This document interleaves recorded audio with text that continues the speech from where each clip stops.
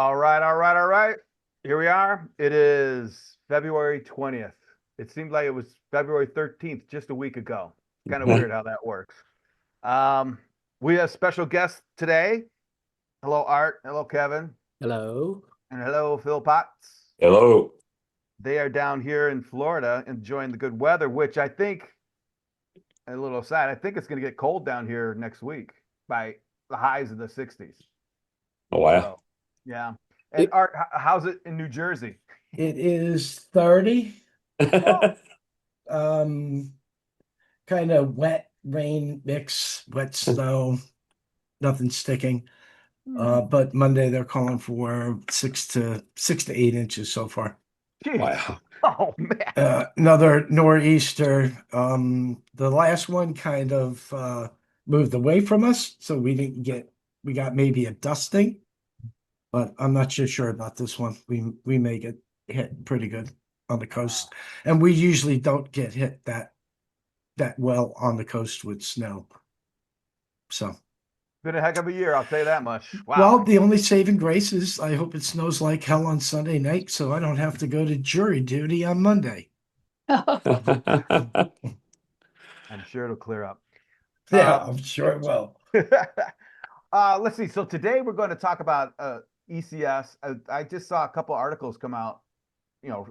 Patricia has day one really summed up a lot of words in that article, but really did well. Art, did you want to get anything about the industry that popped off before we go into that direction, or No, I thought we'd do it reverse this time. perfect? Let's talk about ECS, and then maybe at the half of the hour we can move into copier stuff. Okay, well, I would like to know what the Philpotts felt about it because you guys have been there, what, four times? Four times. Oh, Yeah. wow. I'd be very interested to hear about your observations on the evolution and if there was one or de-evolution or anything like that. Yeah. So I definitely saw an evolution this time more on, ever since, maybe 3 years ago at ECS, they really talked a lot about AI, but this time I felt like it was a lot about AI and how to use it, Yeah. not just it's coming. But I think this time we got a good feel of different ways to use it. Um, and maybe some of that seems a little scary. From what I hear, I missed one of the sessions that I heard that it sounded a little bit like gloom and doom, maybe. But I didn't feel that. I don't feel that way about AI. And this time I just really appreciated just some new ways to use it. And I loved that Arizona State was there Yeah. and how they shared. Um, I thought that was great, and it really opened my mind to thinking I need to work with some universities in our area. Good Um, idea. Yeah. and so Ben is reaching out to UK as well. So I just had never considered that as a business before, of that being an opportunity for us. So I thought that was good. Yeah. I thought that was great. So I really enjoyed it too. I thought it definitely moved along. It was a lot bigger. The speakers were all really good. The first day though was really good. I mean, I thought the Arizona State talking was great, but then like I said, the AI was we all know it's here. I mean, it's Mhm. not going anywhere. I thought that was right there, but I thought the robotics got a really good bring in too because I thought everybody was talking about it. Even in our pro dealer group, the people that were there was talking about the robots and things like that, and they could see this really being something as we move forward and stuff like that. So I thought that was a really good. It was really accepted very well. Yeah, it's absolutely a new buzzword Oh for yeah, sure. Wow. Okay. That sounds great. Good. Mhm. Cool. yeah, Um, wow. Okay. Well, hang on to some thoughts because now Kevin Neal, for the audience, he's not a copier dude. He's not from the industry. So Kevin's first taste of the copier realm, was at the show. Yep. And we knew that coming in. I go, all right, let's see what happens here because it's going to be, not that it's going to be too crazy, but, you know, everything we've been saying now will be validated as Kevin goes through the show. But Kev, as an outsider, which is no longer, you're no longer an outsider, by the way. So, That's right. yeah, Insider status. Am I on the circle of trust now? I don't know if Don't you're know on about the that. circle of trust. Or way on the outside now, right? There's many circles. But yeah, I'll what give do you you think? I gave you a quick so it's an established market for sure, and there's groups of DCAs and print management software and dealers and OEMs, so this very well segmented for sure. Um, but willing to try stuff, like the Philpots are doing water and a lot of companies doing EV and coffee, so very willing to diversify their business, so that's very encouraging. I saw a family kind of community that really works well together. Hmm. Um, I come from the scanning side and it's a little bit more kind of cutthroat, I would say, but Hmm. I love the energy. I love the willingness to try new stuff. I also liked Arizona State and the idea of corporate collaborating with academia. So Arizona State was asking for projects. So like Renee just said, going to UK and asking, there's students looking for projects and Yeah. and they can work with corporate America and the students get work, get experience. So it's good. It's a really good benefit. So those kind of things were really wonderful. And just overall, the patriotism, we got to meet a Medal of Honor recipient, which was really awesome. There's a lot of veterans there. We raised a lot of money. So really, a really good technology conference, but family and really good moral event that one of the best I've ever been to. Yeah, that's pretty good. Wow. Thanks. Hmm. Okay. Hey, Art, what did you think? Um, this is my third one. Oh, Um, as Kevin stated, the veterans, the charity, is all a good theme for these events. Gives everyone a reason to get together and help charity. Um, I wasn't in there for a lot of the speakers because I was outside trying to do some networking in and out. Um, the site is, the hotel is fabulous. The yeah. grounds are fabulous. Um, but I did catch the initial talk track. Was it the opening Yeah, the talk? ASU lady, the Yeah, the professor. ASU lady is fantastic. I liked how she became a futurist and moved, 5 to 15 years into the future of what we Mm. can expect for our industry. And if you know anything about Art and well, me and Greg and Kevin, we're kind of futurists as well, trying to pave the future for the office equipment industry.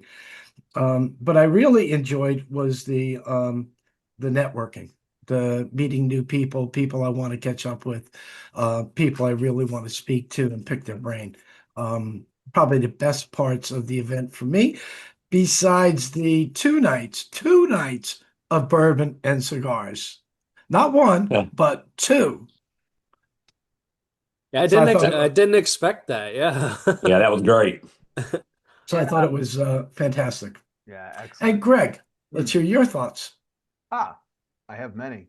Boy, I can start with the bourbon. So yeah, I misplanned. Sunday it starts out. Actually, Sunday was pretty cool, right? That was kind of the inner circle. What were there 30, 40, 50? I don't know, in that range. There may have been 100 people there, but it was Yeah, all the sponsors, anyone who had a logo or was there on that side of the counter, right? yeah, press And release. Yep. oh gosh. So and usually, I gotta be honest, I was like, okay, let's sit through this and be all bored and stuff. But I really wasn't on that one. No. Yeah. Mike is fun and funny. And for me personally, right, I hadn't been to, and Art and I were trying to add up the last time I was there. It could have been 10 years, as far as I know, the last time I was at an ECS, if it was that, like, because I think I went to the second one, maybe even the first. Wow. So, and then Art reminded me, yeah, it was here. I didn't even recognize the hotel. That's like, okay, I guess it was. But for me personally, it was good to see because I haven't seen a bunch of people in a long time. To see all the familiar faces and that they're still there, which is, we never get out, I guess. Yeah. No, no. And I'm with Art. I think the best things happen between the sessions and at the end of the day. And I miscalculated. So I saw that it was bourbon and cigars on Sunday, and for some reason in my head, that was the only one. Right? Okay. So as you Right. can imagine, as you're pacing yourself, I can hammer it here and then I'll be okay. No, then what was it? The next day we're looking at the agenda. There's another. No, that's got a Monday night. different. Yeah, Monday night. So, okay, so do Here it we again. go. Yep. We did see one of our colleagues firewalk, which was bound to happen because the fire Oh, the fire's man. huge, and there was I wouldn't even call her security, but she got management's attention, or he got management's attention like in 7 seconds. There was someone down there going, "Did someone walk through the fire?" I don't know nothing about no fire. Those are the fun things. Now for the show, absolutely the ASU thing, and I'll be again my expectation. Okay, we got a professor coming in and is going to talk to us about AI. It's not going to know anything about copiers, not going to know anything that much about office equipment in our realm. And in the back of my mind, well, they're going to try and get a hook, right? Because that's how these speakers who come outside of the industry, they try and find something 15 minutes before they go on stage that could, identify with the audience. Well, I was wrong, right? Because her whole thing was about copiers and the graphics. She was bringing in use cases that were tactical, although she's academic. All right, and so I found that extremely interesting. And for us, right, the last slide had a picture of a cart with a printer on top of it, an AMR as we call them, a printer on top of it, moving around the office, right? So Yep. that was cool. And yeah, and I do have some more on about that because I met the students that were there from ASU. Was it Monday night? One of those nights, right? And we had a great conversation. But what Kevin says, the Medal of Honor dude, right? There's only 61 of them around, and we got I actually talked to him, see the medal around. He has a fascinating story, right? I'm sure they all do, but his was just like, all right, that's cool. And then he was a singer, like a disciplined, good singer, and I asked. So, did anyone else put their sunglasses on during the talk? Because Yeah, I know. I was like, oh my god, cut it out, dude, you're killing me. Yeah.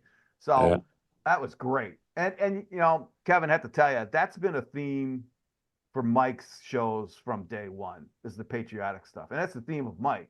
So Yep. us in the industry, we don't even think twice about it. We just know that's going to happen, right? Because it just is. So it's really nice and refreshing to hear someone who comes out and notices that, because it's part and parcel with the Stomalio cavalcade, right? So that was great. It Right? was. It was excellent. Now, on the show part, I would say anticlimactic to me was the OEMs, not the OEMs, the OEMs, the ECIs, what was it? Oh, ERPs. ERPs. The Mhm. ERPs, right? And I could tell that DX1 wanted to get into it.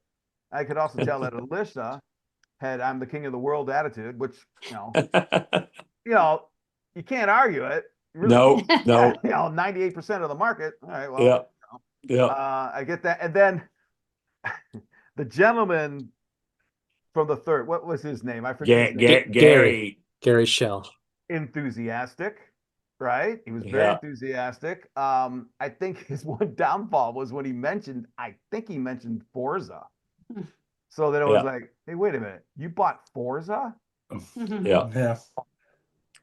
I admire your passion, dude, but you've got the guy next to him has an uphill climb, but you are starting in the valley. So, but yeah, it was great to see him on stage. He was just happy to be there. I could just tell. I was like, um, very interesting. And Alyssa just laid down the ECI.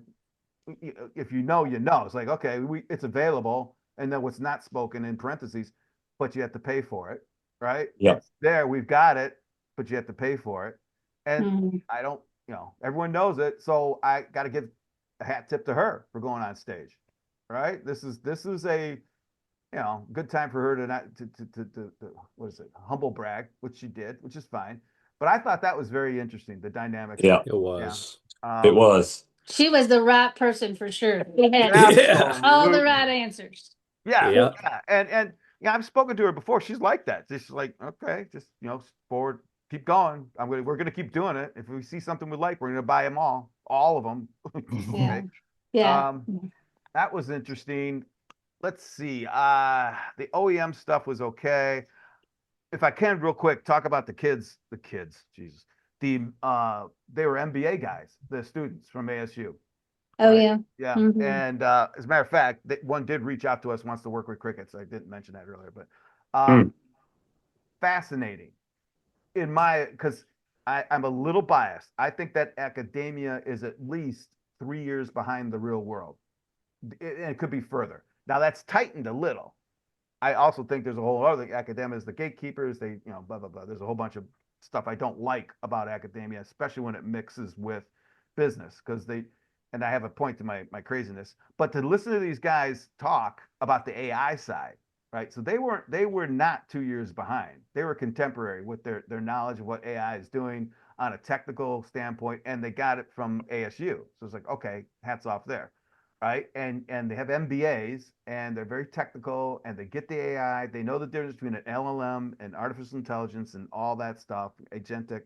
Um, the one thing they did not know was how a company cuts a check or receives a purchase Hmm. order. Oh, Wow. wow. Okay. So that's blaring void for academia. You can teach them how to, throw a rock around Mars, but they're not going to know how to pay for it. Yeah. Right? That's rough. Yeah. So, and I think Art might even I got into it. Like, wait a minute, you guys don't even know. I didn't want to offend them or piss them off. It was like, oh, all right, it's not their fault. It isn't their fault. It's Hmm. the curriculum. Yeah, that's another track you have to take. Yeah, well, they're at the MBA level. It's like, Well, like, maybe, but that's a little thing. That's a thing. Like once you get out in the real world, you're gonna learn real quick what all that means. You're gonna know who FICA is, and on your paycheck. Um, but other than that, what else? I think it was. I like that our robots were there and got a lot of good attention. Um, I like that Mike. And you're right. You said that there was a lot of talk about AI in the past, but there mhm, were, Yeah. in this case, real world case mhm, studies, right? People Yeah. mhm, tactically were doing it, which I found, mhm. even though I didn't agree with a lot of it, it's wonderful that we're talking about it. Yeah, That Yeah. yeah. is the key, right? Mhm. This isn't up in the, and we were talking about it, not someone from Intel or Nvidia or someone Right. else giving them Yep. their view of it. It was us talking at a shoulder to shoulder thing. I really Yeah. did like that. I mean, there are issues, but that's the copier industry as well. So anyway, someone else Yeah. talk. I thought that was pretty cool. Um, Any well, good stories? Any good funny yeah. moments from the show? Earl, Oh, Rena, anything funny? to me, the ERP was funny. Um, Okay. Yeah, it was I mean, pretty, it was pretty good, Earl. I was excited about it to watch it. I just wanted to see how the whole thing played down. So I mean, and it played down pretty much what my brain was thought it was going to play like. I mean, and but I mean, the one thing that got me probably of all of it is when they were talking about customer support and things like that, and she's like, "Well, when you get 2,000 people and stuff like that, you can't just go hold their hand." And I'm like, "Whoa, wait a minute now." I mean, we've got Mhm. 2,000 customers and we hold a lot of hands. We're and but that's one thing that kind of got me a little bit. I'm like, okay, everybody already knows your service isn't great. You're just saying it now. I mean, you're saying, and that shocked me a little bit. That part did. I was like, okay, that was interesting to me. It was a So, matter of fact. It wasn't even arrogant. I didn't think it came across as trying. It wasn't. It was a matter of fact. It was a all right, matter of exactly. fact. It wasn't like it was just like, Yeah. this is it. This is the answer to that. But I thought that was interesting. How about you? I mean, Um, I I wouldn't say that. I can't think of anything right off that was funny. Um, but I enjoyed it. I did enjoy the ERP because I was just yeah. curious what they would say. So I Okay. did enjoy that. The funny. I will tell you something funny. When Kevin, when you stood up and said you don't you don't need that. You Yeah. don't need Yeah. The driver. um, Yeah. and when somebody said, "Why don't you guys get together and work this out with Microsoft?" and it's like, "Well, you can't work with Microsoft." Well, if you all get together, you might be able to. So, I really that was kind of Yeah. I loved it when you said you don't even have to have this. You called them all out, and Um, that was great. and Oh because boy. I have really I got a view right now of the OEMs that they're kind of, and it would be a hard position to be in because they're making money doing what they're doing. And to change too much might close a gap where they're not exclusive to get their parts and supplies or whatever. And I understand. I even think that it'd be great if the people making the robots, make them where they go through consumables, and that'd be great. Mhm. Because, copiers and cars are very similar. The service department is where the value is. It's also what makes you as a company. It's where we make money. It's because that's where we offer value. Mhm. And so I just thought that to me was very interesting for somebody to say, "Why don't you all get together?" And it was almost absolutely no, that won't work. Instead, we're just all going to be in fits about it, Right. instead of trying to work together. So that Well, to me, Kevin standing up, that was great. Oh That was the God, funniest Raina. thing. Art and I Oh were in the God. back of the room next to the Quasi, yeah. and we looked at, is that Kevin? Kevin stood up. Oh Kevin no. goes, oh shit. What's he God. gonna What's he say? gonna say? What's he gonna say? I was biting my tongue for a long time there, but when Julian was sitting at the next table, he says, "Why don't you guys all get together and fix this problem?"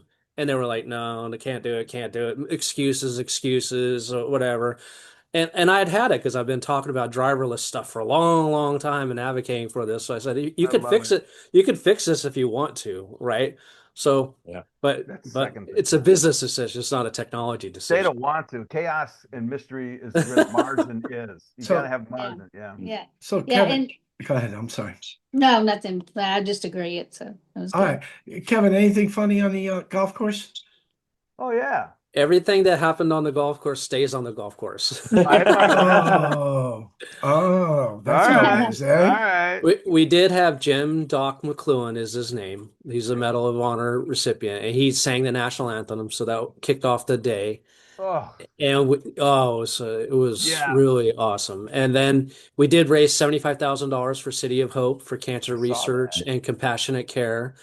There was Navy SEALs there, and there was doctors there about. They were actually talking about like the research they're doing on trying to identify cancer in veterans specifically because they have a abnormally high rate of cancer, and they are doing scientific research on why and how it happened and how to treat it. Mhm. So they give us a nitty gritty on actually what they're doing with the money too. So it was really, really cool. Nice, Uh, Other than nice. that, between hole 1 and 18, I got to keep that all confidential though because No worries. there's a No lot of worries. there's a lot of shenanigans Uh, going on. Well, shenanigans are so how you get into the inner circle, Kevin. Oh Really God. so No, shenanigans. keep my mouth shut. Yeah. to Earl and Rena, before you go, what room were you in? Were you staying at the Scottsdale Spa? Yeah, we stay in there. What number was your room? Oh my God. It was another country. Um, two. It wasn't 138, was it? No, it was No, three something. It that was was three something. Are you Good. gonna are you gonna share art or would Yeah, you like me? we'll tell you the little 138 story. After I think it was the second night of bourbon and cigars, Greg and I went over to the bar, right? And after 2 hours of drinking bourbon and a couple of cigars, I was kind of feeling my oats. So I ordered up 2 drinks, high end. Greg told me what to order. I had no clue what the crap was, but she came over, she brought it over. She goes, card or room number? I go, room number. So I go 138. I take the drinks. I'm walking away. I go to myself, oh shit, I'm in 183. But she didn't ask me to sign a slip or with the room number. So Oh. That's great. I kind of just kept going, right? All right. And then the night before, the night I got there, press release night, I went into the sundry shop and I had to get some sort of snack because I really hadn't eaten for hours. So I got chocolate almonds, right? Dark chocolate almonds, pretty good for you. So I go up, I hand it guy 20, and he takes the 20, gives me change. The almonds were $13. He hands me back $5.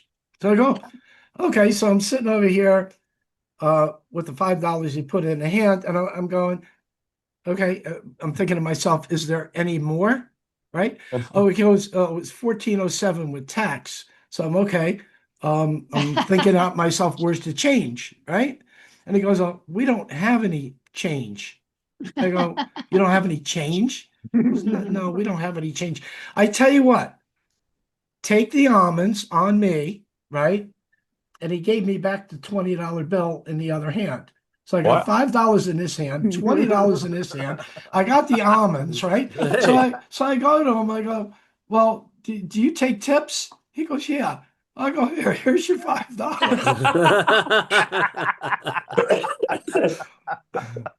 That's great. That's great. Oh, it's Laugh a all too night. funny Think that's stories. hilarious. Oh, And the that's That's third, a great. great story. That's great. yeah, the third one isn't as funny, but Greg, Kevin, and me and Chris Pollock and Oh, a guy from Scottsdale, we all went out to eat.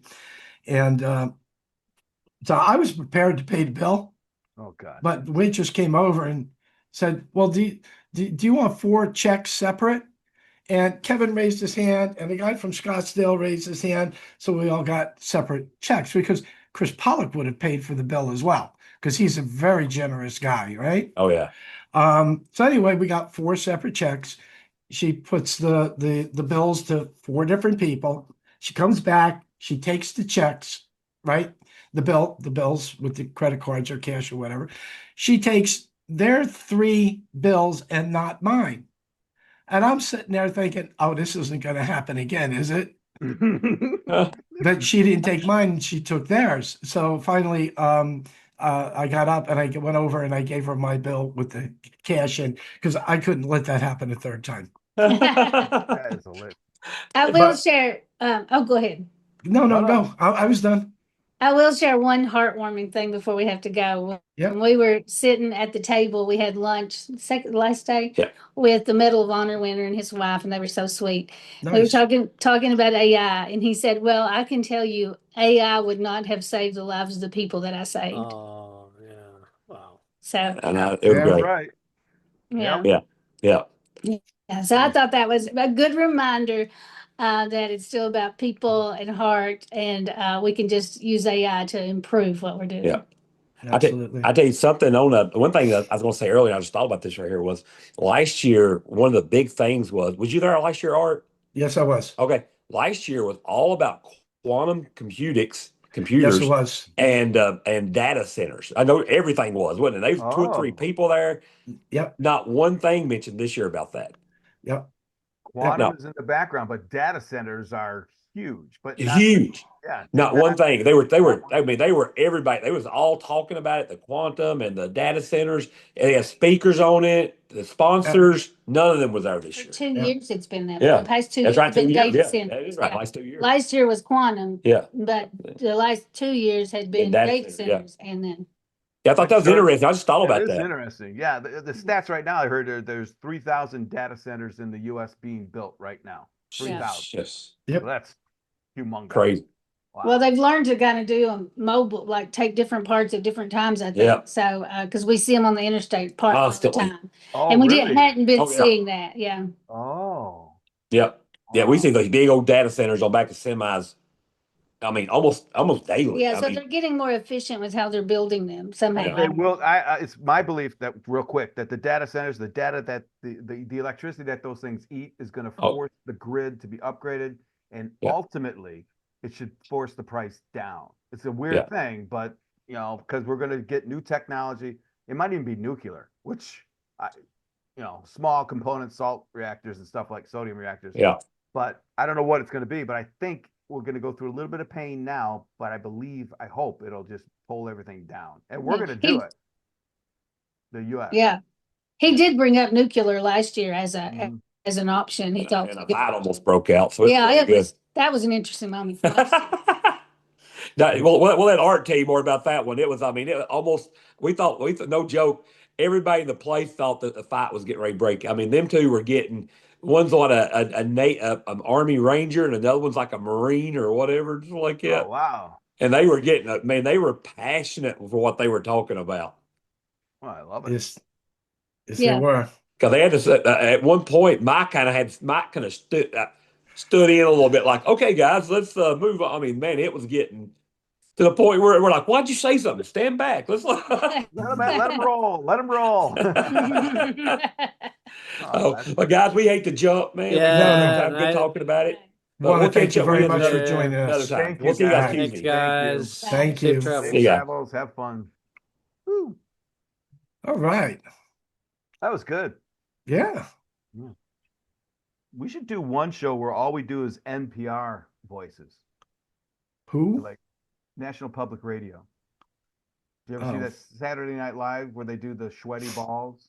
Oh, yeah, well, Oh, yeah. That's NPR where they talk with really slow. Well, it's really good to see you. It's good to see you too. hey, can I add a little color? I didn't want to interrupt while Yeah, of they were course. still here, but add a little color to why I said what I said, and just kind of because for anybody watching, so the topic came up on the OEM panel, okay, and an acronym I hadn't heard of, WPP, and Oh, yeah. it probably means a lot more to this industry than me, but it's called Windows Protected Print. And Microsoft is starting to harden the operating system and they're trying to get rid of drivers because I understand that IPP and was responsible for a data breach that was pretty big. I don't know, couple years ago or a year ago or something. But anyways, the print driver was responsible for a security breach. Okay, so Microsoft is starting to say everything needs to go driverless. I Okay, didn't know so that's number one. Then number two, Microsoft's also, well, not Microsoft, but they're saying the email protocol, it's called SMTP, is Yeah. getting hardened, meaning you Yeah. have to do authentication, these different things. And even another protocol, which is the file sharing protocol called SMB. So Hmm. scanning to folders and printing to folders and stuff like that. So, print drivers, email, and folders is becoming hardened. So, and what they're trying to do is because they're trying to get rid of all the security vulnerabilities. Okay. So the whole point is that this whole idea of Windows protected print is trying to get rid of drivers. Okay. And that's Hmm. what I've been talking about for a long time with the Twain Working Group. We do driverless scanning and driverless printing can be done if you want to do it. So that was the point of the panel was they were debating this WPP and one vendor said we did it better than the other one and I really don't care. The point is you're still using a driver, right? Hmm. Then Julian said why don't you guys get all together and fix it? And then I listened for about 10, 15 minutes and this was going on and on and on. Finally I said, "Okay, I got to say something." So I said, we've solved this problem at the Twain Working Group on the scanning side. Admittedly, it's on the scanning side, but we created a driverless protocol. If you vendors, I couldn't look them in the face because I know they're funding the event for the most part. So, but I said, if you want to solve this, but my point to anybody listening to this now or in the future is that you have the power to insist that your technology is more open. In other words, when you have the HDMI protocol, it's for audio video. So when you go get a Hmm. new TV or a stereo system, you plug it in and HDMI just works, right? USB. It's Yep. a Yeah. it's Yeah. a USB, exactly, is a standard protocol. So you want the same thing in your industry. I don't know why it's such closed ecosystem. Well, Renee said it earlier. They love proprietary, but you dealers, ISVs, end users, you have the power to insist a better way. Open platforms reduce costs. It reduces vendor lock-in. So it's good for everybody except the people that want to have a closed ecosystem. Except the vendors. So that's their choice, right? So if they, That's why they did it. Yeah, I'm not yeah, defending them. yeah, Believe me. But yeah, yeah. Well, there is some truth to that with their silo and their print vendors. sure. And if I've got certain companies that have used a Rico print driver for, Hmm. 10 or 15 years, and there's Rico. certain features in there that they like and they are accustomed to. If they have to go to somebody else, a print driver that's siloed in Konica Minolta or Xerox, there's a good chance that they may not learn how to use it because there's not a lot of print driver training going on in our industry. And it's a lot of these print drivers are feature rich now. So they may not have some of the same features You from know, print driver to print driver. this, and I'd like to explore this more because it's still a mystery to me. All right. So I hear what Kevin says, and I come from the world what Art just said. To us on this side, Kevin, is we look at the print driver and it's where the buttons are, right?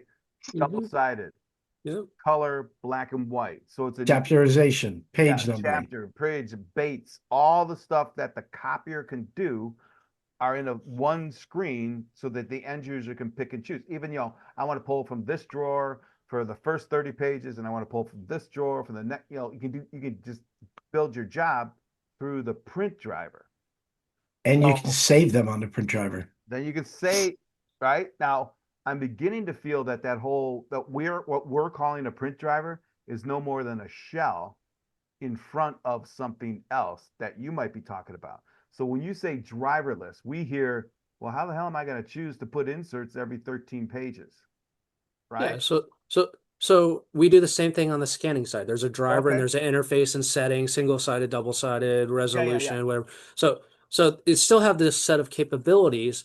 So there's still a driver. It's just the way that it's delivered is the software application talks directly to the machine instead of the driver installed. So it's still the concept of a driver and the capabilities of a driver. It's just a different way to deliver that capability. So when I say driverless, it means a non-install driver. That's all. And Where does we that go ahead, go ahead. so it's you don't have to install something like you download an executable. That's what we're trying to eliminate. So Okay. there's the functionality of a driver. It's delivered in a different way though. So for us who are used to downloading the driver, Hmm. which is the interface, Yep. how does that work in your scenario? We don't have to download a piece of software. But you could still have an interface, but the interface is the software application itself instead Where of the does software that reside? Does the application reside in your inside in ju- Word? just in your browser. Like your browser can be the application. So So, okay. So if I'm using Microsoft Word, I don't know if you can answer this question. And I want to print something and I want to tell it to put an insert to double-sided, low quality color, all the options, right? In our world, correct me, I think you just go into the Microsoft, choose the printer, and then all those options come up. s- So the regular file print does not get you into those options. On a regular print driver, you have to hit the properties key Oh, button. Once you hit the properties button, then it gives you up all the additional features within that print driver or the radio buttons, what you can click the on ra- and click off. so that's where yeah, we're having confusion, Kevin, with what you're yeah. saying versus what we know. So, Yep. So there's another organization called Mopri Alliance, and they I know created all about Mopria. Yeah. so they created a driverless print thing, Mhm. and it's exactly that. So inside your Microsoft Word, you can hit print, and then it uses Mopria. That's an internet print protocol. But that does have a dependency on the operating system. So you don't have to install a driver, but there's still a dependency on there. So we can get into it, but the point is, Okay. but the point is there's a way to do it. If the manufacturers want to do it, they can do it. But it sounds like they're going to resist. So that's why I'm encouraging software companies, end user companies, dealers, resellers. Let's insist on interoperability and openness, and it's good for us. I guess the question is, could some third party create whatever you're talking about that applies across the board? Absolutely. So Art was talking about Rico this and Konica this and Right. Toshiba. If they just agree on and there's standard things, right? The color and the resolution and the paper size, whatever. There's a standard set of things that as the industry could just agree on this. We all have the similar things. We might have a little extra things, but for the most part, let's standardize the print driver specification. Okay. And that's good for everybody. Yeah. All right. Thanks. Yeah. Yeah. Um, I kind of want to change the subject a little bit, Art, Yeah. but I wanted to get the Philpots, but they're not here. So we're used to our OEMs and Art. I'm sure we're used to new people coming in, Samsung, Kyocera, Oki, whenever the new guys come in. Hating.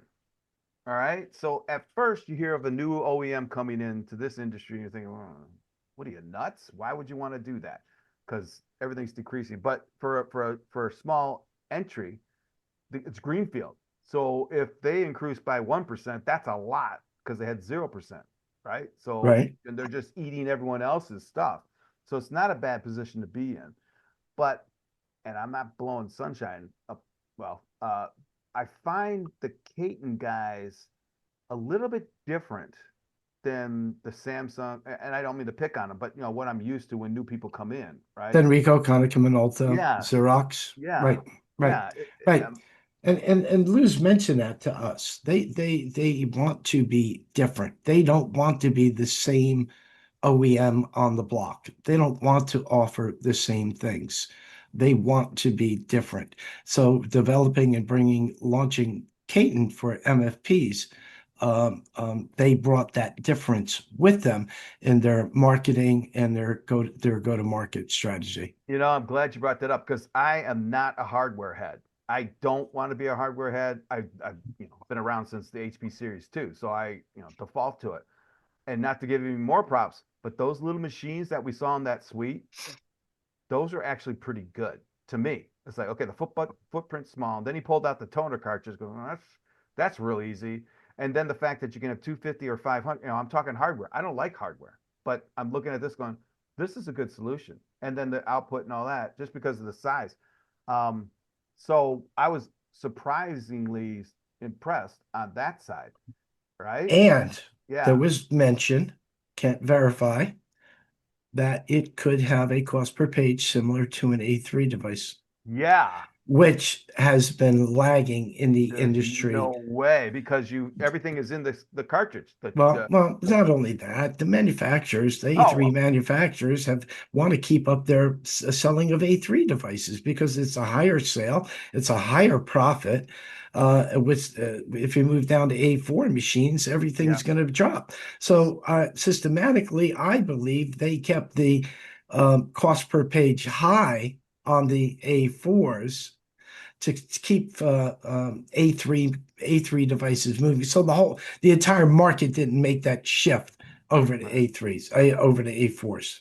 Yeah. So Kev, A4s are the big copiers. A3s Yeah. are the printers, the No, smaller phones. A3s are the big ones. Sorry, I got it. A4s A4 are is the small. small ones. The one that Yeah. Caton have are A4s. Just Right. and just this is my first see Caton live, and I would agree with both of you guys. And I'll just say this is that my exposure to Caton is that they came to the Twain conference in November, and we were showing a prototype together of the machine sends a code to a robot, and the robot simulated Oh going yeah, to yeah. the inventory and getting the inventory and taking it to the machine. So we simulated that, right? That was only in November, and this is February, right? So it's like 3 months ago, 4 months ago, right? Now we actually then they had their 1 year webinar about a month or two ago, Yeah, the 1 year anniversary. 1 year anniversary. And what I heard on that was like, yeah, our machine should just drop into the workflow. Like, and they were talking about, I mean, kind of alluding to openness and interoperability. And then they talked about the scanning functionality and just as much as the printing functionality. So Oh. for a new entry to the market, you're being like, being disruptive. There's different ways you can be disruptive, like a big marketing campaign. Or you could do some marketing, you could be more dealer friendly, and you could be inventing technology, right? Maybe you're not seeing signs of it just yet, because there's still a new entry, right? Hmm. But then seeing them at the show and the way that they're being embraced by the dealer ecosystem and the ISV ecosystem is very impressive. So they are doing big things for a new entry. I mean, they're not a new entry to the consumables and parts, right? But the actual machines and the way that their machines can integrate is definitely being disruptive. So I I think think you swerved into it. I just realized that now. They come out of the supply side, right? Art, yeah. they're That's they're correct. supply. Supplying parts. So they know the guts of a machine better than any other OEM because they've been doing it from the inside out since day one, right? Am I what I I'm don't know saying? if they know it better, but they've got is just as much experience as the OEMs. Okay, just as much experiences. What were they considered a third party like a not a knockoff? You know what I mean, right? You could get an IBM, I'm sorry, an HP toner cartridge or a So Kate. So right? back in the 80s and 90s, when I had my dealership, Yeah. instead of buying the OEM lamp or the OEM fuser assembly, right? Okay. Because mind you, at that time, these were all analog devices. The OEMs charged a premium for the fusers. They charged a premium for the lamps, right?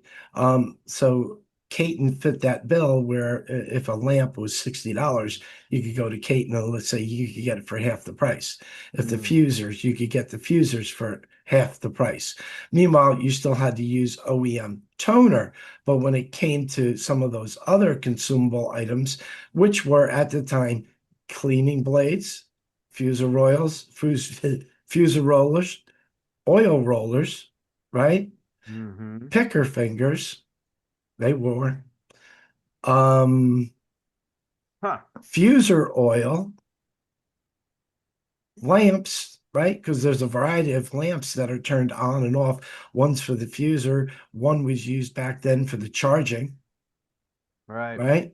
Right. So there was a lot of other parts that weren't recognized as consumable items, but they were items that would We're out. wear and break. The fusers were definitely consumables, but the lamps, the picker fingers, the cleaning blade was definitely a consumable item.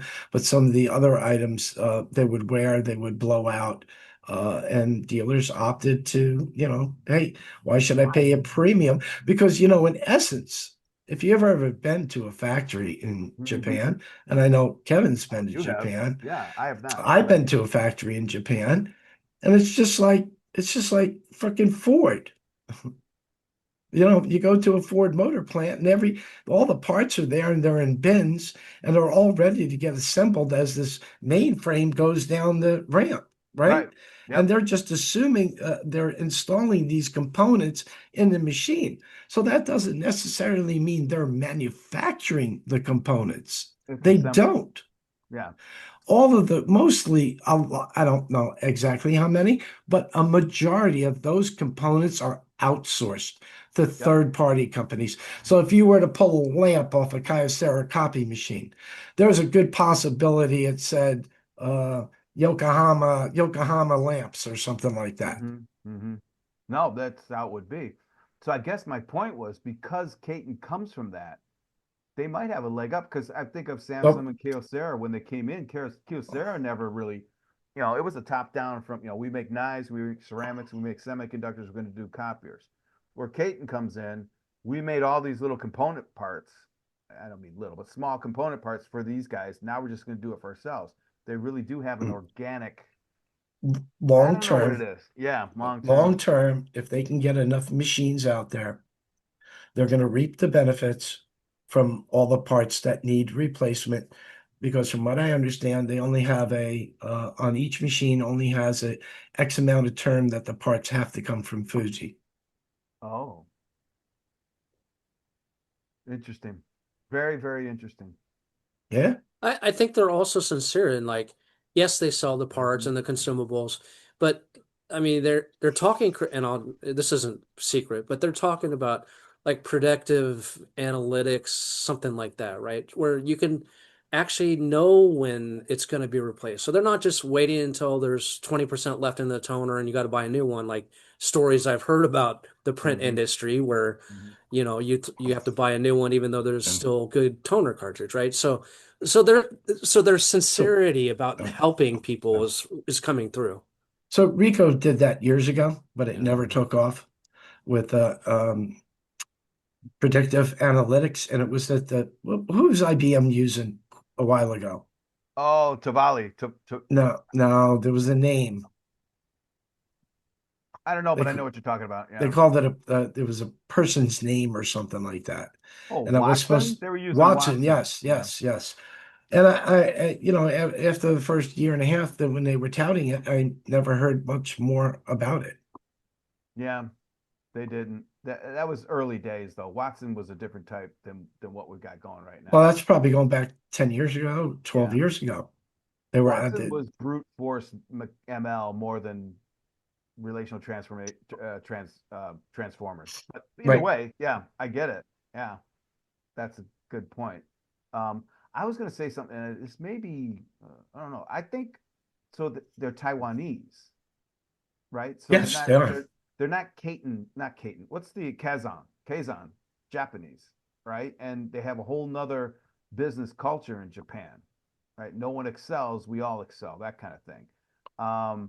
But they're not like Xerox, IBM, Lexmark, American either. There's a whole nother cadence to that particular business culture. So, but they're kind of in the middle. I don't know. I have to explore that. That might be a leverage point, right? A good one. Interesting. Very, very interesting. And we just kind of, what do we do? Just kind of, well, you guys pulled Caton into this relationship. I didn't know who the hell they were before until you guys told me who they were. And every experience that I've had with them, relative to what I've known in the industry for the last whatever years, has been different with Caton. And at first, it's like, yeah, that's a marketing move. Okay, yeah, I get it. That's what Mm-hmm. Samsung said. Uh-huh. Excuse me. Yeah, same thing.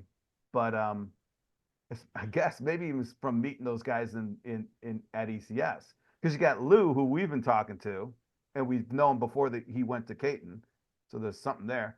And then to hear these guys that we've never really talked to, connecting the dots with what we've been talking to over here, that usually does not happen. I don't remember that, to be honest with you. So I don't know. Interesting. It's going to be interesting for the next few years, but I can't believe that it's going to be interesting with copiers. And then someone brought up the other day or today, maybe we should charge clicks for scanning, which, we've all thought of, but here it comes again. Right. So interesting. Anyway, go on. Do we want to wrap on, since we were talking about robots, we could switch back to robots and what robots were doing at a copy show? Yes. What were they doing there, Kevin? So I'll summarize. So we had two of our vendors. So we had Quasi Robotics and we had Pudu Robotics. Quasi had a cart. It's a two-shelf cart. It's called C2, and it's got a screen on there, and it's an autonomous AMR cart, and you could program it to go around, and it was rolling around the front of the stage, and people were putting drinks on, like I think Mike asked for a drink, and somebody put on a drink when it was over here, and then it actually delivered. He didn't actually pull it off the cart, but it does those kind of things, and it moves stuff around autonomously. So that was the cart. And then Purdue brought one of their cleaning robots and was cleaning the tile floor outside of the area. So there was two different kinds of robots, and people were asking, what does robots have to do? So it can move stuff around, it can clean stuff. Purdue has one that has shelves also, so like so it could serve food. They have that kind of use case. So you can integrate it. So what we were doing is talking about maybe possibly like Arizona State, like we talked earlier. She had a picture of a copy machine with some wheels on it and a little screen. So can you retrofit an MFP to be able to move around and autonomously and move to people's desks and move to cubicles to do scanning and printing? So it was kind of the future, yes, but these things are tangible. They're here today. So there are use cases for cleaning. There are use cases for moving stuff.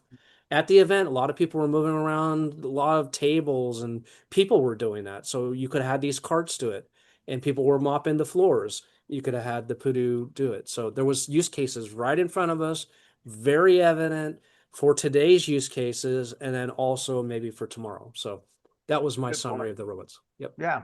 Yeah. I'll jump in there. So, um, it was the very first time I know for a fact that had more than a majority of those guys had ever even seen one other than maybe in Vegas or at a hotel somewhere, but up close and personal.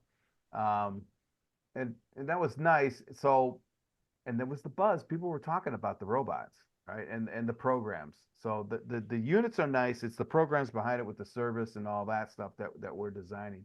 Um, I think what was very interesting, you mentioned the Pudu, which was, I think that was the one that was cleaning the tile, right? And it was in a high traffic area. Really, when the sessions broke out, there were people and carts and plates and food trays and tables all moving through this one little central area. The device did not stop, right? It didn't freak out. It knew its pattern, but if there are people and these are people walking and trays and everything. What I found, and I've said this a couple times, is it is very interesting to notice that the people in the flow didn't notice the robot doing its job. which means it didn't blow up, it didn't make funny noises, it didn't run into anyone,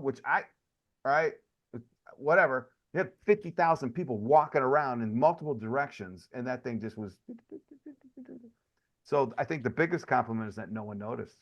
No one noticed. It's huge. It just was part of the environment. Yeah. Part of the ecosystem. It's in the 3D realm. It's in the real world realm. So, and that's just the beginning, right? Because we know that there are devices out there that already have LLMs loaded on it. There are devices out there that we can support and bring to market that will do facial recognition and then talk to you based on what that face is.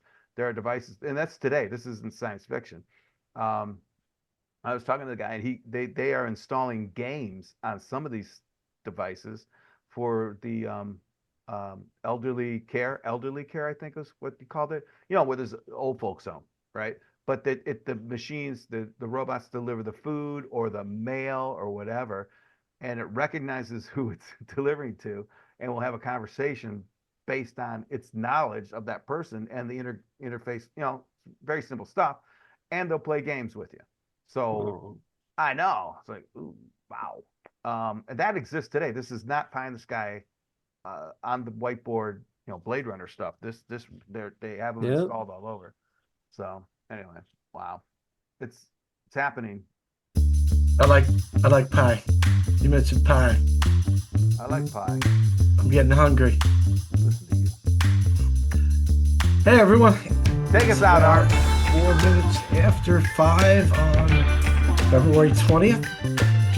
We'd like to thank the Philpotts for joining us from Kentucky. Actually, they were in Tampa for a show, but they have a dealership in Kentucky. And we want to thank them for coming on board and sharing some stories with us. Want to thank Kevin. Always a pleasure to see his happy, not lobster face anymore, but close to it. Took a week to wear off. Yeah. And of course, the famous Mr. Walters, who leads the show. And I've got the closing ceremonies. We want to thank you. Please like, follow, and share, and we will see you a week from today. Thanks, everyone.